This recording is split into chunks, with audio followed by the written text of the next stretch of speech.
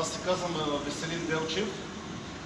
Някои от вас ме познават, понеже от години си партнираме с вашата фирма, с вашите шефове, като един ми бизнес е земеделско производство. Аз съм от град Пазарджик, тук съм роден, тук живея, тук живеят моите деца и тук развивам моят бизнес. Тази година с Пазарджишкото сдружение на частните предприемачи и работодатели решихме да се включим в изборите за общински съвет, които са извънредни тази година и са на 12 октомври. Да ви кажа малко така по-подобно, леко ще се отклоня малко като история за това сдружение.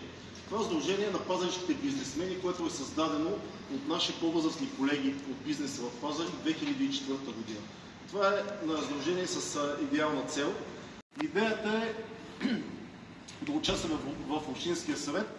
Чуете повечето обещания, които ги обещават професионалните политици, ние тези неща сме ги изпълнили в нашия живот. Ние всичките тези неща сме ги правили. И европрограми, създаване на работни места, плащане на данъци. Ние това го правим от 25-30 години. Това е нашата идея. Просто подобряване на градската среда и живота на всички нас, които ние живеем в този град.